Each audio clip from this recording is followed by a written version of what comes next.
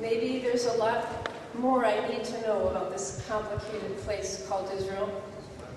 And maybe there is something beautiful I can find in others' connection to Israel, even when that connection looks really different from my own. Israel is a place not just of conflict, but of giant paradoxes. I hope this was a day in which you held opposite truths together in both hands.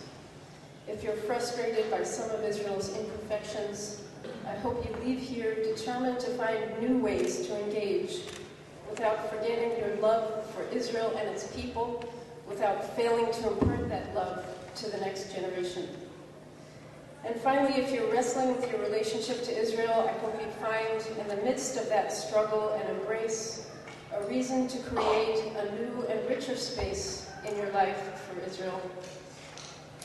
We'd like to know what you thought of the day, so please go to mzion.org and click on the scrolling link for the Israel Conference survey to give us feedback. I just want to say a few words of thanks. I want to thank the people who've worked so incredibly hard to make this day possible, and please hold your applause until the end. Our sponsors, the Israeli Consulate of Chicago, the Jewish Community Relations Council of Minnesota and the Dakotas, the American Jewish World, and the Center for Jewish Studies at the University of Minnesota. Thank you to our speakers for your time, talent, and expertise, and to the Mount Zion hosts who gave our out-of-town guests a taste of Minnesota hospitality. Thank you, vendors and table hosts, for bringing the gifts of dance, music, film, food, art, information, and more. You have made this day a truly celebratory event. Thank you to all our Mount Zion donors. Your generous contributions enabled us to offer this event to the community free of charge. I'd like to thank the entire Mount Zion staff, led by Larry Solomon, who have worked tirelessly to make sure everything ran smoothly. And a very special thank you to Rabbi Spilker, whose boldness, persistence, and vision made it possible to hold an event like this at a time when many congregations are holding back.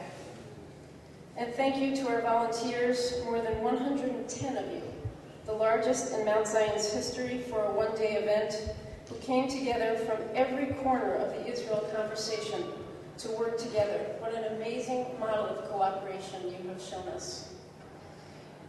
Thank you to everyone on the planning committee, which has been meeting over these many, many months. And finally, my deep gratitude to a small cadre of volunteers without whom this event would simply not have been possible. Tamar, Steve Levin, Mark Cohen, Charles Fedor, Jonathan Eisenthal, Elisa Warshawski, Julie Swiler, Michael Romaine, and Jacob Milner. It has been an absolute privilege to work with you. So thanks everyone.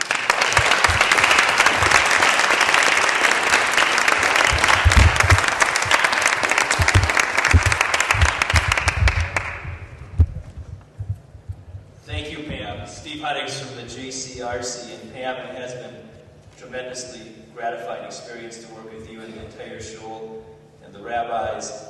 Must say, tremendous thanks to two of our staffers who have worked so hard, Jacob Milner and Anthony Sussman, to Larry Solomon from the congregation, also important. Rabbi Melchior said something that I want to remember, we should all remember, and that is, let us build something together. When you build something, there are, of course, different conceptions of what should be built, but somehow in the amalgam of those competing considerations and conceptions, something wonderful often emerges. So in that light, we've had an amazing cavalcade of speakers here today. Shahar, Rabbi Melchior, J.J. Goldberg, whom we'll soon hear from, Reverend Tamar Anderson, Pastor Mac Hammond. Don't mean to miss anybody, but so many wonderful and outstanding speakers. We should be deeply gratified to Mount Zion and the entire community for helping to organize this effort. Now, in summation, so to speak, ever the good journalist, J.J. Goldberg, is taking notes. We're all anxious to hear from him. He's an outstanding journalist, writer, books, essays, newspaper articles. So it's fitting. He, with so much knowledge of the American Jewish community, as well as the worldwide Jewish community, and often the interface between the two, will now have an opportunity to give us some final words of learning and wisdom which we can take with us from this day. So with that, Rabbi Spilker, JJ, Rabbi Spilker is going to introduce you right now. Thank you.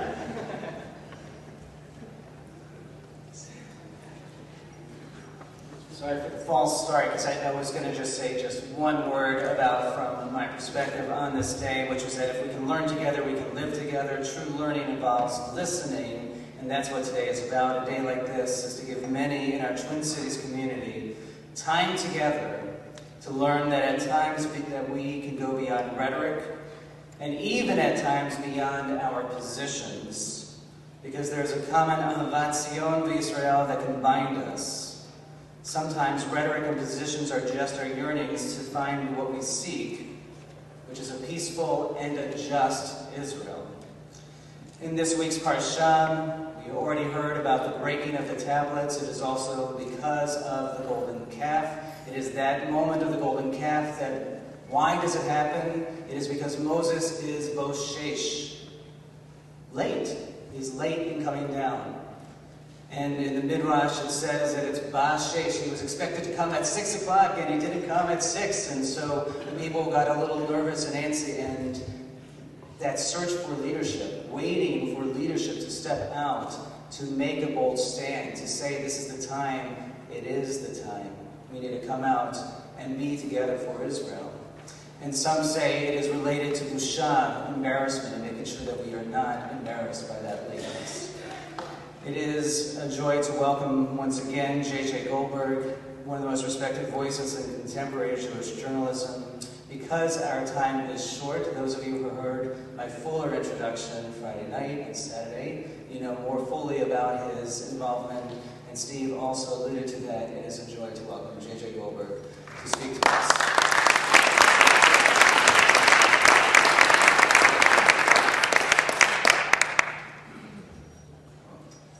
It's an honor to be here.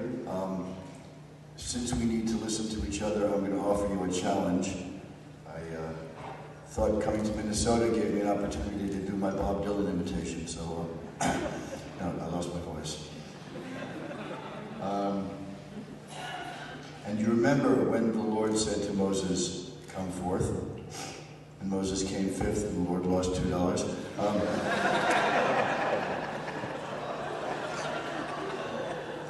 There are, I'm going to throw another one at you. Professor Erwin Corey, stand-up comedian, he's called the world's leading expert. And he used to be on the old Steve Allen show with Johnny Carson. And he said that he wanted to discuss the question of why is the sky blue? He said, I want to divide this into two questions. First of all, why? Now, philosophers have been asking that for thousands of years. They haven't got an answer. I'm not even going to try. And second, is the sky blue? Yes. So let me start with why do we want to be involved in Israel? And this is crucial because an awful lot of people don't see the point. We're seeing a lot of Judaisms that are constructed around American life, around values concerning the environment, concerning gender, concerning justice, concerning anything but Israel. Why should we even bother to be involved in Israel? And what can those who care about Israel tell those who don't care about Israel so that we become a community that is involved with Israel? Well, I've got three reasons why it matters and why it's essential. Reason number one is the simplest, which is that you can't go a page in the prayer book without coming across the rebuilding of Jerusalem. There isn't a Judaism that doesn't center on the Jewish people, the Jewish Torah, and the Jewish land. You could have many different attitudes toward each of those things, but without the Jewish people, without the Torah, and without the land, it's just not Judaism. You can limp around on two legs, but it really doesn't work. Three legs hold the thing up. Reason number two, community. Judaism begins with community. It begins with caring about our tribe, caring about our extended family. There's DNA research that shows there was a little girl who was bat mitzvah here yesterday. I don't know if you were present. Her mother's family name is Cohen. And her parsha yesterday was Aaron getting the vestments. And she talked about her connection with Aaron And her mother said, well, as you know, when you were speaking about your ancestor Aaron, I went to the mother, did you know, Cohen is Cohen, right? Your family's Cohen? She says, yeah. I said, then you're speaking about your literal direct ancestor. She had no idea. DNA proves it. Direct ancestor of Aaron. We don't know who Aaron was. We don't know if he existed, but somebody gave birth to people named Cohen who all have the same Y gene. So it's our community. We belong with each other. If you care about a Jewish community, forget all the genetics. You care about a Jewish community. You care about being part of the people. You like bagels. You like being part of this thing. There's American Jews and there's Israeli Jews. There's no point in being part of a community and then ignoring half of it. It just makes no sense. We are bound in a bond of fate. There's a second reason that we're bound in a bond of fate. And that is because we can't get away from it. And this may be the most important. There was a time when we were told, don't criticize Israel because Israelis pay the price. They're the ones with their lives on the line. We can just criticize from afar. We should keep it to ourselves because Israelis need to make the decisions that affect their lives. It's a funny thing. Nobody ever told us to leave the French alone because it's their lives. Nobody ever told us not to criticize Russia. The only country we're not supposed to criticize is the one we care about the most. It's silly. Just for the technicality, Is this better? Yeah. Can you still hear me? Can you hear me now? That was once true. That was once arguable. It made no sense, but you could say, yes, they're the ones with their lives on the line. We're the ones who aren't. That may have been true until they started blowing up synagogues in Seattle and in the Bronx and in Florida. There have been, in the last 15 years, dozens of terrorist attacks on Jewish institutions in this country. There have been lives lost. You don't hear about it much because it's treated as a biased crime. And it happens, we don't have a national newspaper. It happens here, it happens there, it happens the other place. We don't read what happens in Dallas every day. We don't read what happens in San Diego every day. So I'm telling you, there have been a few dozen. There was a time when Palestinians who were mad at Israel attacked Israelis. They extended themselves at a certain point from Israeli soldiers to Israeli civilians whose fault it wasn't, to Israeli toddlers in pizza places.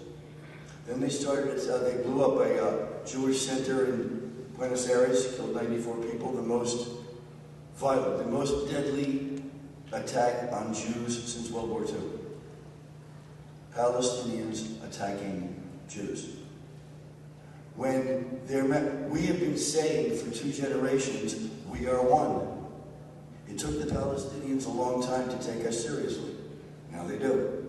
Okay, you're one. We're Israel's first line of defense. Okay? Join the club. So when we say it's their problem, we can only defend them, we're not saying the truth. It's just not true. It's about us. And it's changed in a more profound way in the last 5 years. Because 15 years ago, a Palestinian might blow up a synagogue, but the average American of any dignity would not say the Jews had it coming. Americans didn't say that. There was a taboo. At least since World War II, it has been unacceptable in American life, just like all these words you're not allowed to use. Across the board, you can't say the Jews are bad for America. You can't say it. Now you can. Since the invasion of Iraq, it has become standard discourse in universities, in the press, on television, for people to get up and say, this lobby, this community, has Israel's interests at heart and not America's, and they're sending American boys off to die for their own private cause. People say that now. The reason that we are safe in America, the reason that we don't talk about anti-Semitism here as a daily threat, is because it's unacceptable in America. There's been a taboo in America for decades and decades and decades. And that taboo is dissolving. And that temple is dissolving because people look at the news and they say, oh, look what the Jews did. So our lives are on the line. If Israel makes a stupid mistake and we don't say so, we have agreed by assent. If Egypt, as Rabbi Melchior said this morning, goes out in the streets and creates one of the great revolutions of the century, one of the most astonishing things, and we're the only people that say, well, I don't really like it, I'm not for freedom, it bothers me. It's noticeable. I would bet that 70%, 80%, 90% of the Jews in America think it's pretty great. But they don't stand up and give press conferences and say, here's what the Jews think. There are people in New York and Washington who are paid to say what the Jews think. And people listen to them. The only people that don't listen to them is us. They have names like AIPAC and the Anti-Defamation League, and the American Jewish Committee, Hadassah, the Zionist Organization of America, the Union of Reform Judaism. All of these organizations together make up what is called a lobby. They have an influence on America. Every year when the United Nations General Assembly opens in September, 50 or 60 or 70 presidents, kings, and prime ministers come to New York and ask for a meeting with the American Jewish Committee, or the Anti-Defamation League, or the Conference of Presidents of Jewish Organizations, because we make a difference. Because we make a difference. Countries come to the Jewish... Greece just invited a delegation of the Conference of Presidents to come and meet with their prime minister and president, and have a state visit by the leaders of the American Jewish community, because they want better relations with Washington. And they know that the Jewish community can deliver that. Things are being done in our name. Walk down the street, talk to anybody you know who's Jewish, say, what do you think about the American Israel Public Affairs Committee, the Conference of Presidents? It has nothing to do with me. I'm not interested. Well, it does have something to do with you. We're having a big election and nobody's going to vote. They're doing what their members think they should do, and their members are the ones who show up. And the ones who show up tend to be the ones who are most frightened, the ones who are most suspicious, the ones who are the most angry. That's who goes to meetings. If you're not angry and scared, you go bowling, you go to a movie, you go to a sports pit. And you let the other people vote for you. So I'm not telling you, I'm not here to say Israel did right or wrong. I could say that Israel went into Gaza 2 years ago and was condemned up and down the world for doing these terrible things, and they went in there to stop the rockets, and the rockets stopped. The rockets stopped. They went into Lebanon 3 years ago, 4 years, whatever it was, 2005. And the rockets stopped. Sometimes when somebody shoots you, you have to shoot them back. American Jews are uncomfortable with that. I like to say we're allergic to guns. Ever since the 60s, we've had something gets our back when we hear about soldiers. Whoever the soldiers are shooting at, that's the good guys. Whoever the underdog is, that's the good guys. It's a healthy instinct. But when somebody's shooting at you or your family, they're the bad guy. You may think your family did something stupid, put itself in the line of fire, and it shouldn't have. Argue with them after. First, get them out of the way. Help them. Stand with them. Now, one of the difficulties of doing this, and this is where I'll end, is that in America, there's two ways of looking at the Middle East conflict. Either Israel is right and the Palestinians are a bunch of bums and hate Israel, and therefore Israel should keep everything and not give them what they want. Or Israel should get out of the territories and let a Palestinian state rise because the poor Palestinians have suffered enough. And Israel's just done terrible things to them for long enough. There's a third point of view, which is probably the majority view in Israel, which is that Israel needs to get out of the territories because the Palestinians don't like them. Because they're surrounded by people who don't like them. And if you have 3 million people in your country that don't like you, put a border between them.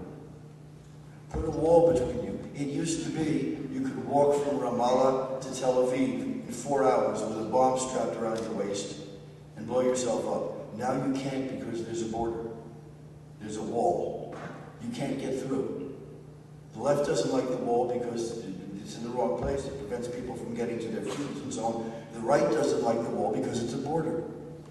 Because it's the beginning of Israel creating a Palestinian state so that Israel is safe from them. People can defend a border. Soldiers can defend a border more easily than they can police, keep 3 million people under house arrest, which is effectively what's going on now. They don't like you. So we need to find that middle ground. We need to be able to say to Israel, we're with you. We're looking for the ways to make you the safest. We're your family. We don't agree with this, we don't agree with that, you're getting us in trouble. And we're saying this because we love you. Thank you.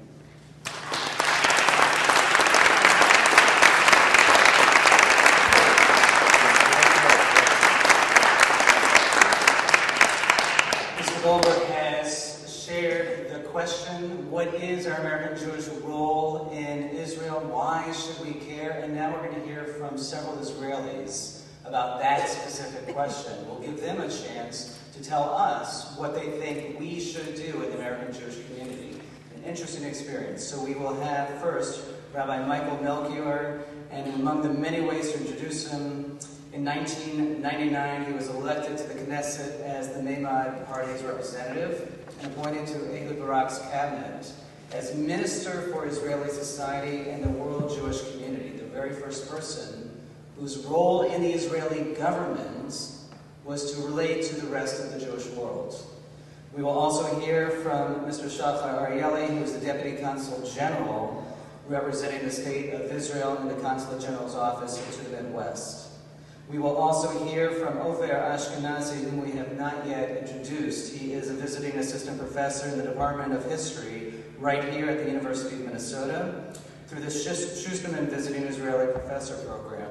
He was a teaching fellow at the Hebrew University, and he has a recent book called A Walk into the Night, Madness and Subjectivity in the Films of the Weimar Republic. We will also hear from Dr. Tamar Arieli, who, like Ofer, is a Schusterman Israeli visiting professor. She is from Tel Chai Academic College, where she teaches in the area of conflict management. And I'll leave it there since we've also introduced you into several other sessions. We will give each of them a few minutes to respond. Rabbi Melchior will give a little bit longer, but we will give each of them a few minutes to respond, and then, friends, we will have a chance for all of us to talk with one another about our views on this question. Before we come back together, Mr. Goldberg will wrap it up with his observations from this day. So first, Rabbi Melchior.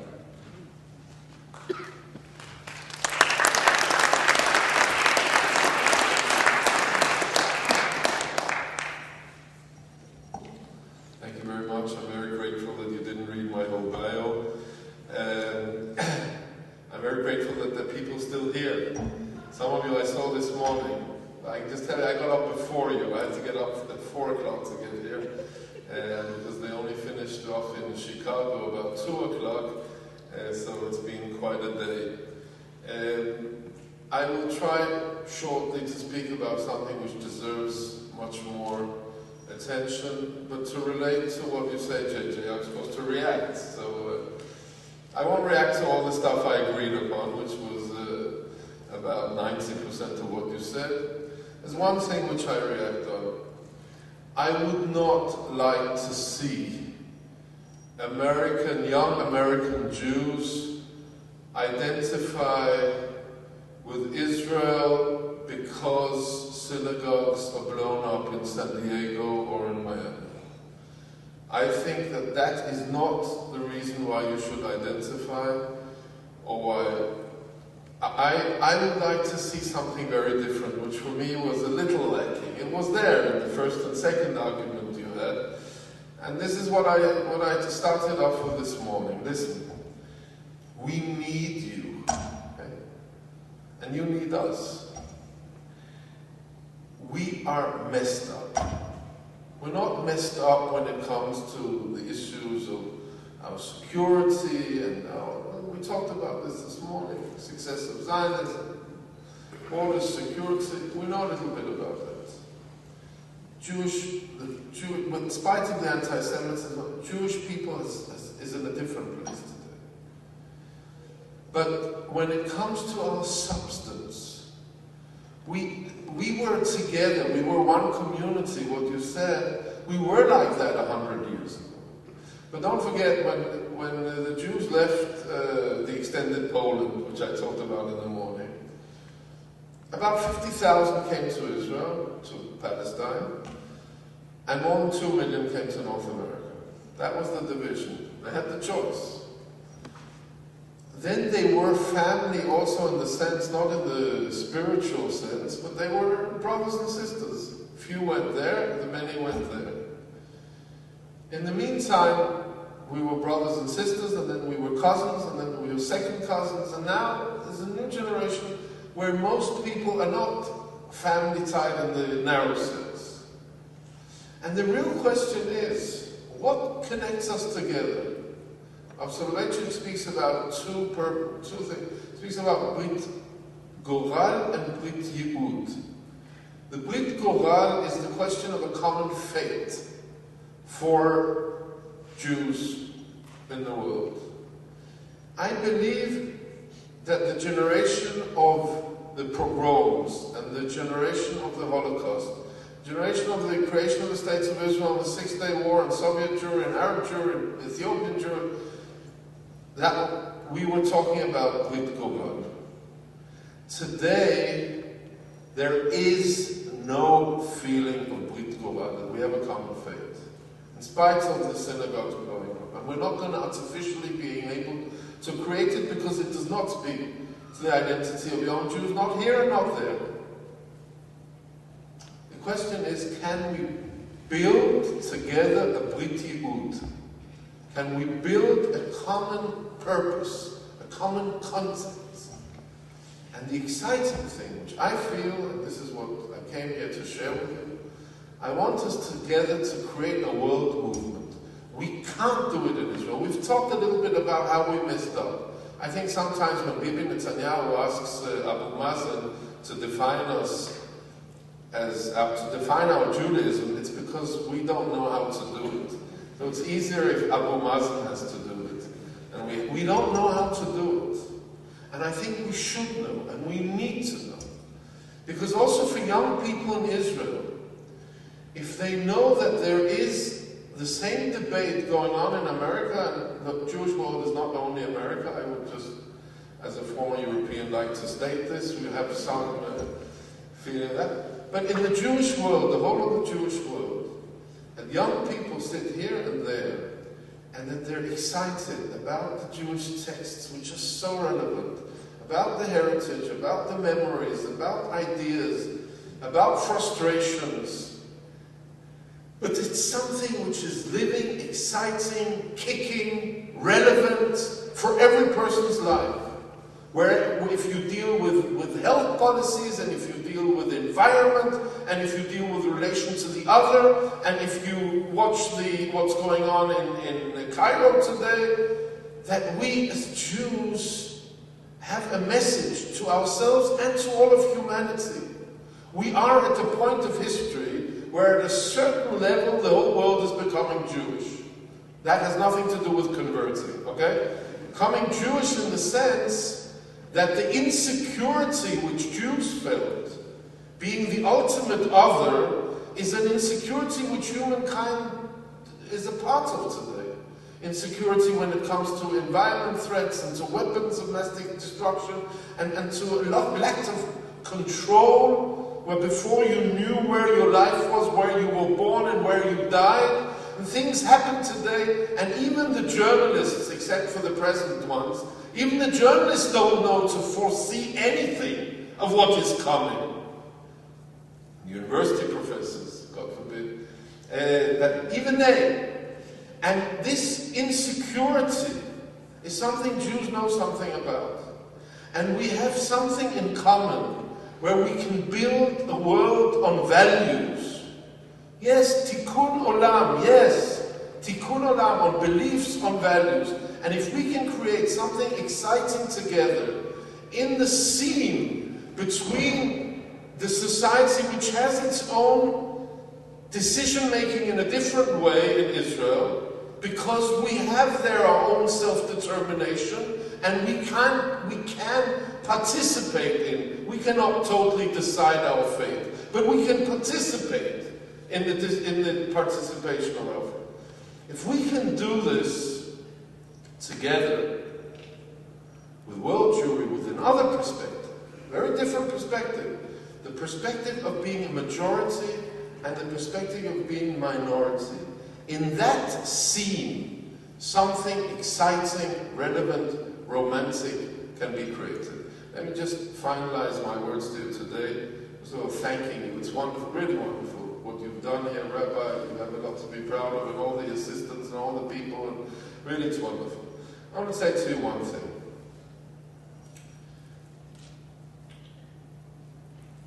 When I was a normal citizen in Israel, I always thought that the people in the Knesset, they must have some special insights, because they're doing things which I don't know why they're doing, and it must be because they have some information which I don't have. Then I was elected to the Knesset. I didn't get it. So I thought, well, it's probably because I'm just a regular Knesset member. If you're in the government, State of Israel, you must be getting special intelligence and information, and I don't have that. Therefore, I don't understand their decisions. And then I was elected to the government, to the cabinet, and created actually that office, which is now an office which is in all governments, of the responsibility for the relationship with the Jewish world. But I became a member of the government, and I didn't get all that special information and intelligence which was lacking. So I didn't understand the decision, but then I thought, it's because you only get that if you're in the security cabinet. There they get all the special intelligence reports and so on. And then I, for a short time, was elected into the security cabinet. And I saw that also there is no special knowledge and intelligence, and some of the decisions are really weird. So weird that I, as a religious person, must confess that I was confirmed of the principle, which you might have heard of "Ein lanu al mi lisha'en el al Avinu shebashamayim," that in the final end we can only trust God in heaven. But it wasn't as a religion. It was not as a religious statement I wanted to say this. I wanted to say this as a statement of also alluding to what J.J. Goldberg very rightly say, but I'm saying it from my perspective. There is no such thing that if you are involved and care, you can have opinions, and you can state opinions, and let's do this together. If we work together, if we can't work together, then there is no Jewish people. There's no Jewish people if the people who are here and the people who are in Israel don't belong together, in spite of the differences of our situation. If we can work together, we have so much to give to each other. We can create the new Judaism, the new Zionism, respecting our differences, and this will be a wonderful, a relevant, a kicking, and exciting, sometimes frustrating, but very romantic new Judaism, which in the dynamics between us, we will be able to build together. Thank you very much.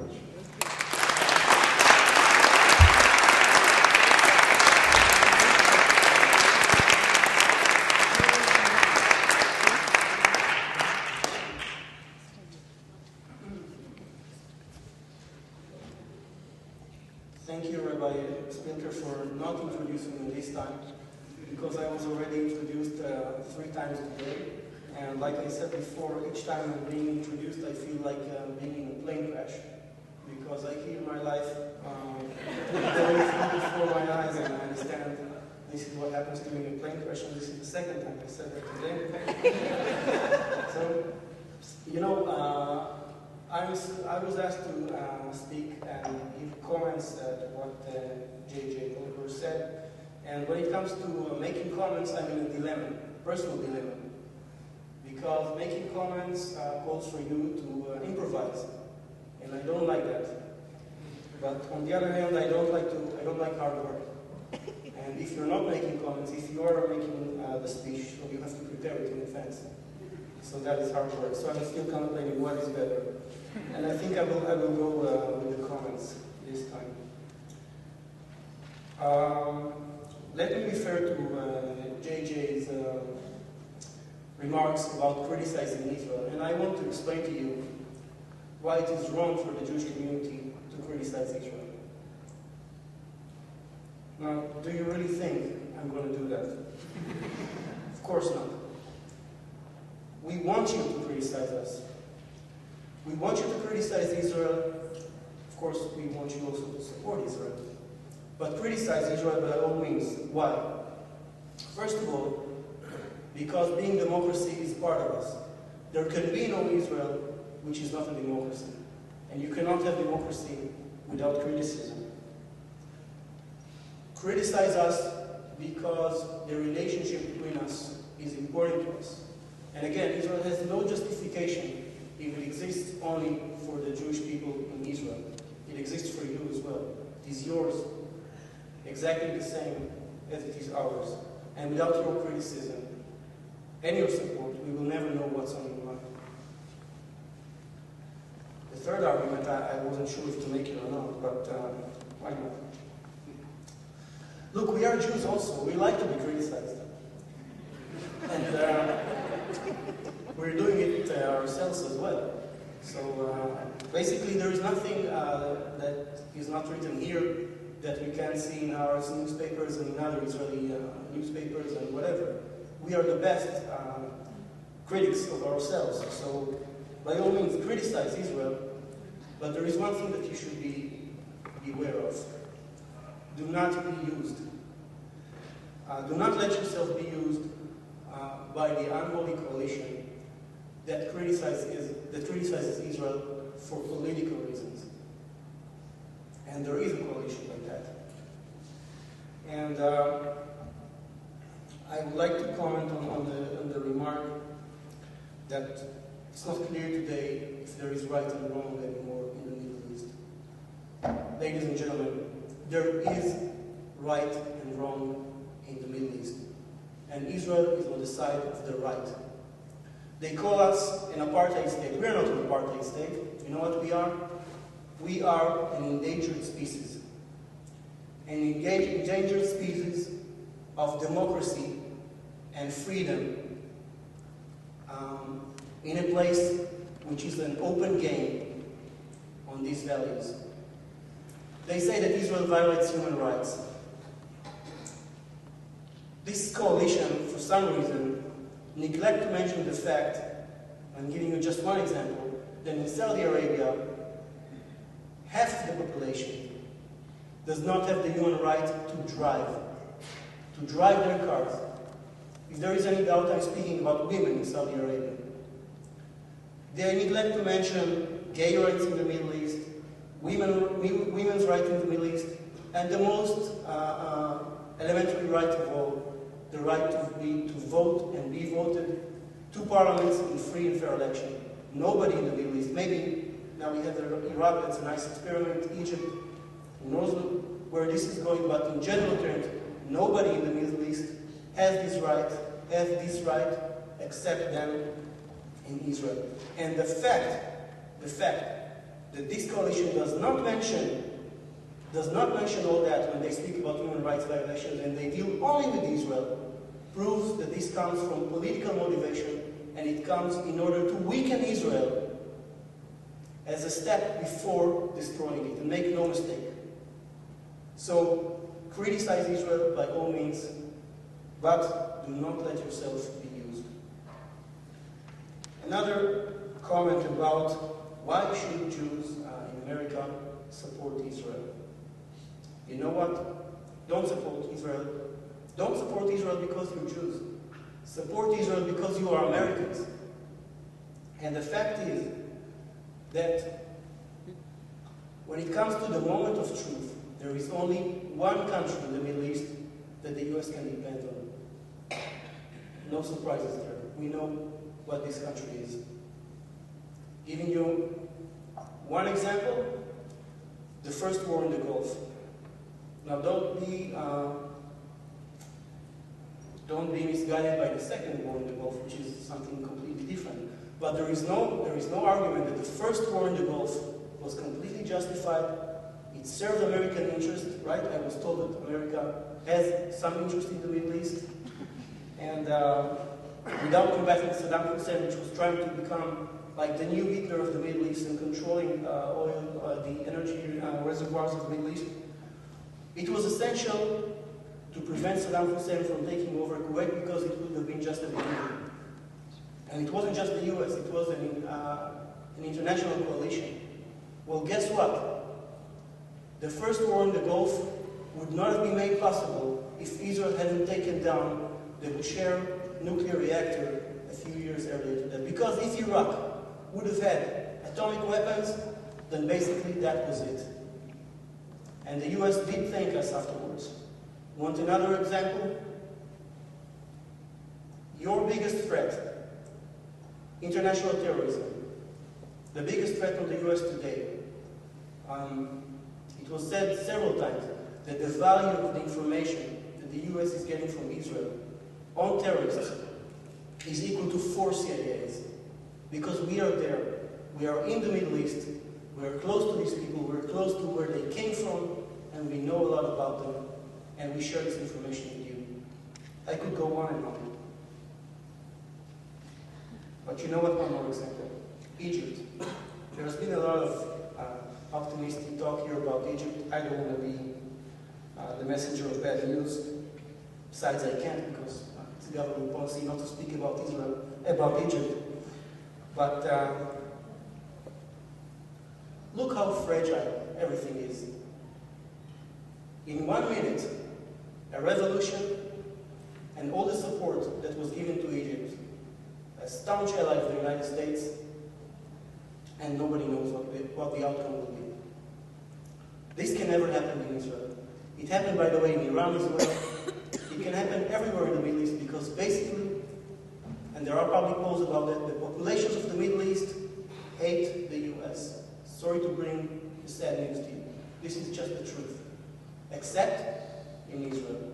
In Israel, the support for the US comes from the population, and Israel is a democracy. So no revolution can turn that in one night. I would conclude with an anecdote. And I know that my time has elapsed. 1 more minute, please, with your permission. Those of you who've been to Israel in one of our Independence Days, and I'm sure Rabbi Melchior saw that, but there is a strange phenomenon. During our Independence Days, you can see on some cars the Israeli flag, of course, and alongside the American flag. Why do Israelis put the American flag on their cars in the Israeli Independence Day? Why? Because they like the US. It's that simple. So as Americans, I would ask you to support Israel because Israel supports you and to be there for you in the moment of truth. Thank you.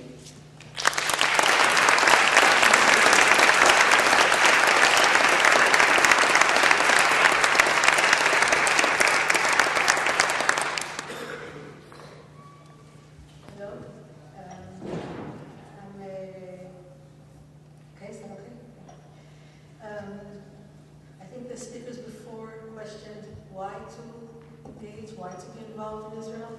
I'll maybe take it a step further in how. I'm assuming we're all convinced that we want to have our involvement with Israel, as Rabbi Melchior said, it's not only our faith, it's our purpose.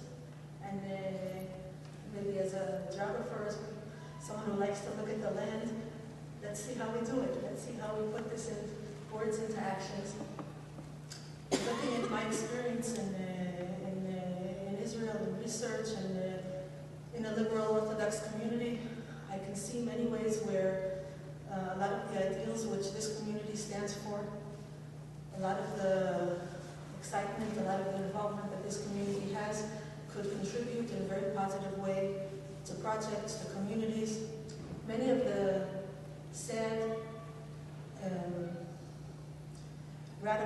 messages that have been said in the atmosphere, in the political atmosphere, in the religious atmosphere in Israel, they feed on despair, on poverty, on conflict, on a perception of a no solution, of Messiah, of the end of the days.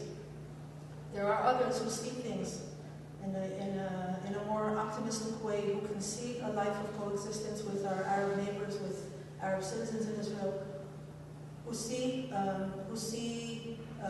envision a modern Jewish state as a true democracy. And I would invite this community and other American communities who were convinced by our speakers that their involvement is necessary, it's important, and it's welcome, to come and see, not only at birthright at age 19, at age 18, when students come, as adults, come and be engaged.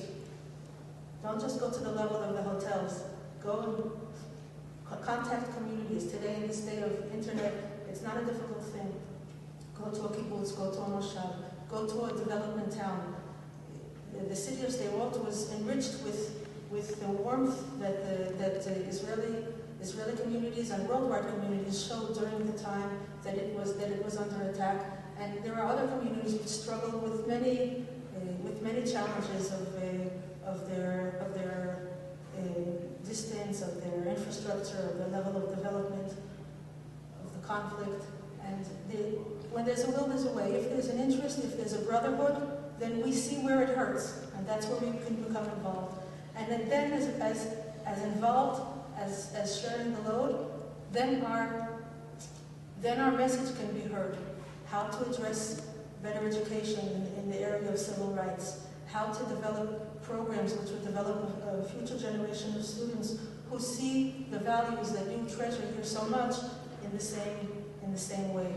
Only if we're there, only if we share the load, only if we have sympathy, can we express, can we influence. I think that J.J. Goldberg spoke about the message we have to send our politicians. What I would like to emphasize is the message we have to send communities. Be there in those communities, be online, be there physically, be in the schools, see where you can influence so that when the next radical, and there will be another radical rabbi, another radical leader, another, whether in the Arab society or in the Jewish society, the more people who see alternatives, the less they will be susceptible to these messages of radicality. And our vision of coexistence and of a Jewish state with Jewish values of acceptance and of liberalism will be able to develop with that vision. Thank you very much.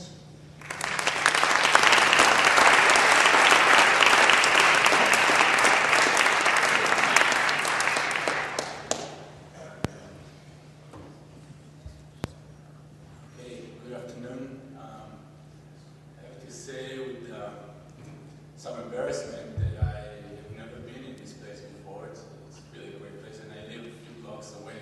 I have to fly from another continent, so really glad to be here. I don't know, some reflections. I think that, well, let's say it that way. This panel, this roundtable is called Standing with Israel, Various Voices, or something like that, many voices. I think the only problem with this title, which is a nice title, is that Israel itself contains many voices. And there is no one Israel,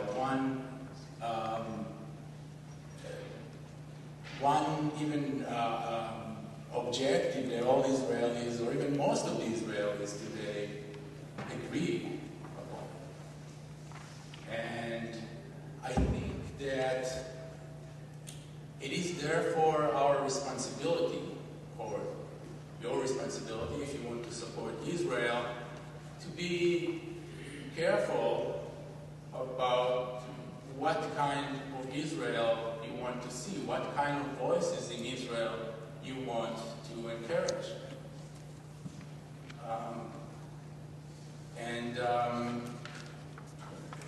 Shahar you don't need to support us because you are Jewish, but because you're American. I think that you need to go even deeper, and I think you need to ask yourselves if you want to support Israel because you're liberal, because you believe in democracy, for example.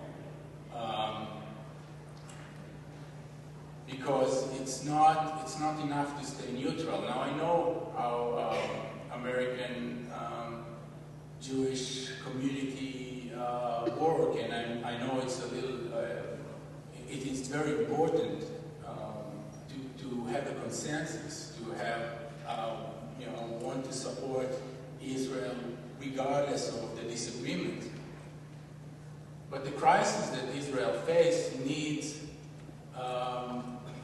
the decisions. What kind of Israel we want to support? What kind of politics in Israel we want to support?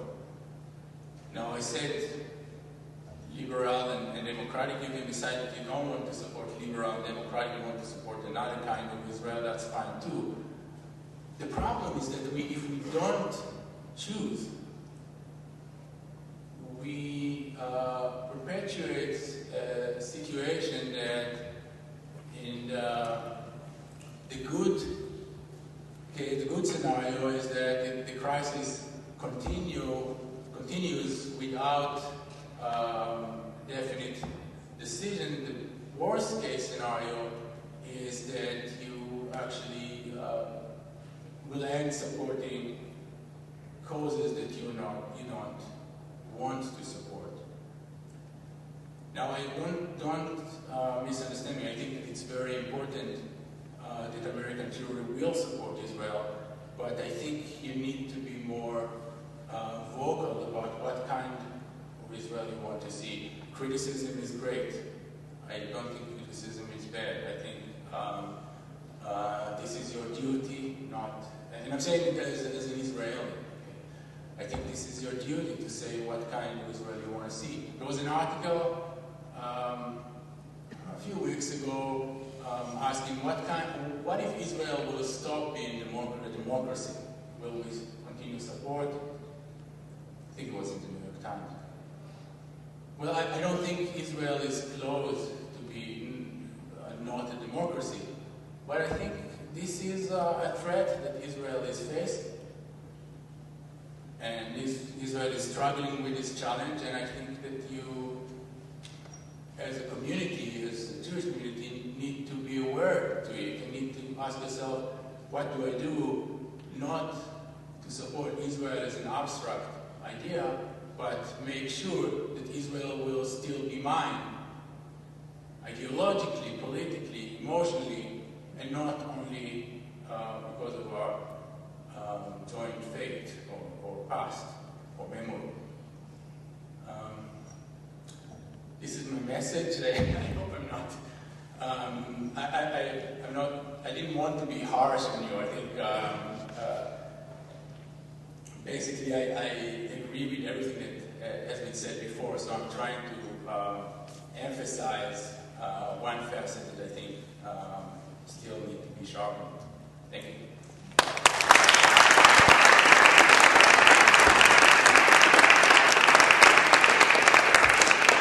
We've heard challenge, we've heard warning, we've heard the inspiration about what it is that we ought to do, and I encourage us all now to wait to the final surprise ending of this session after we have a moment to actually listen to one another. The real dialogue must begin after this day. We couldn't incorporate in the day to the degree we wished. We will figure out ways to continue that, but right now our design is to have 5 full minutes of listening to the people around you about this question about, and I'm going to sharpen it, what is it that we in the Twin Cities Jewish community ought to do in terms of talking about Israel, in terms of supporting Israel and supporting Jews within our community who have differences of opinion about Israel? How do we do that? And I'm going to invite you to stand up in a moment and turn to the people around you in groups of 3 or so, and to listen. I want to encourage you to speak. The only instruction is this: speak in the eye and fully listen to each other, making sure that everyone has time to speak. So I invite you in a few moments to stand up. We're going to, because of the sanctuary, I invite you to do the standing if you're able to stand, form groups of 3, or 2 or 3, and talk on this question about the Jewish community here in the Twin Cities, what we ought to do. Where do we go from here? So please rise. With the 3 zoots.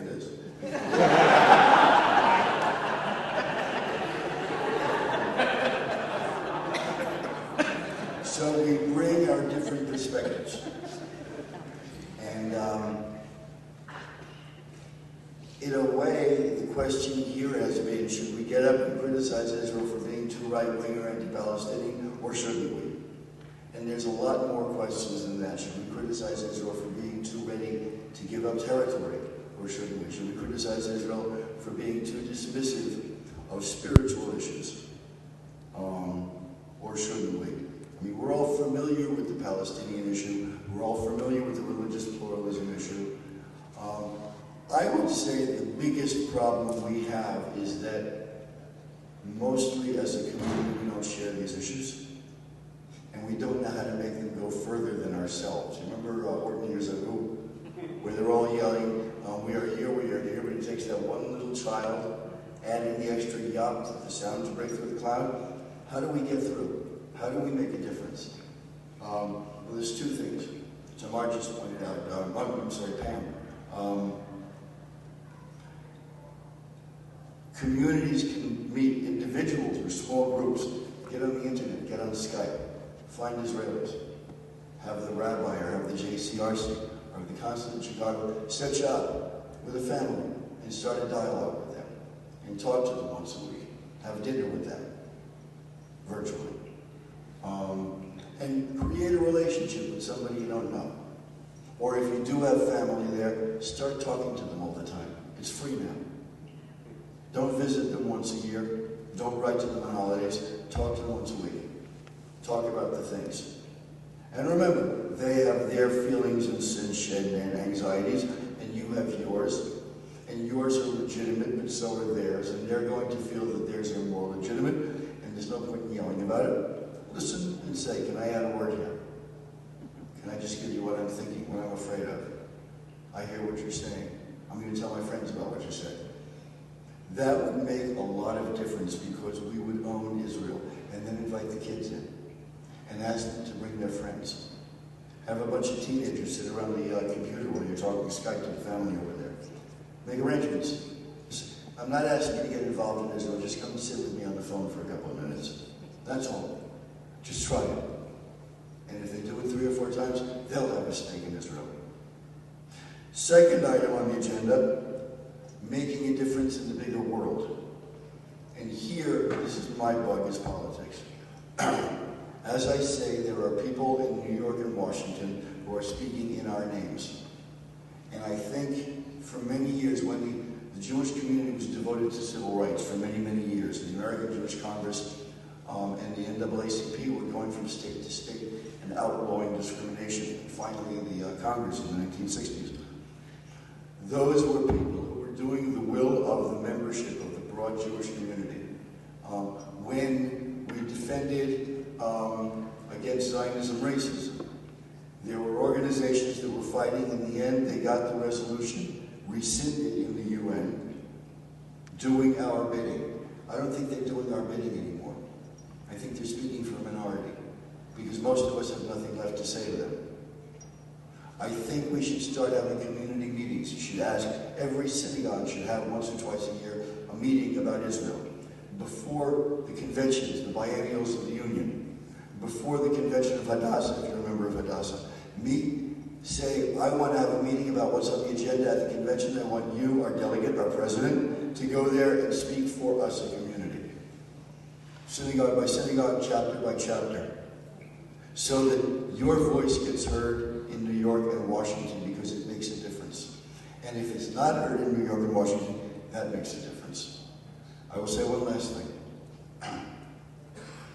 In New York, there's 14th Street runs right across Manhattan. It's the widest street in the city, the longest street in the city. At the west end is St. Vincent's Hospital, and at the east end is Beth Israel Hospital. They tell a story about a guy who was in St. Vincent's, and he's yelling and he's kicking and screaming. He wants to be transferred to Beth Israel. So finally they put him in an ambulance, they take him over to Beth Israel. He's being wheeled in, the social worker comes by with a clipboard. She says, why did you need to be in Beth Israel? He says, was it the food, or was it the medical care? He said, I couldn't complain. Was it the nursing? Couldn't complain. Was it the rooms? Was it the food? Couldn't complain. Why did you need to be here? Because here I can't complain.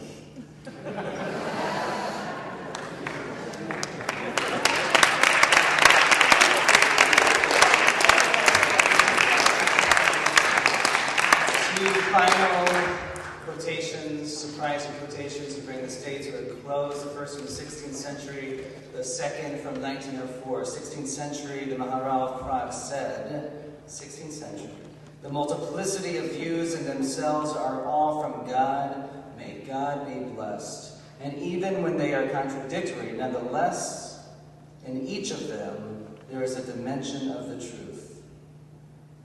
Maharal of Prague, 16th century. And then 1904, Theodore Herzl said, almost prophetically, don't mess it up after I'm dead. Have a great day. Thank you, everyone, for being here.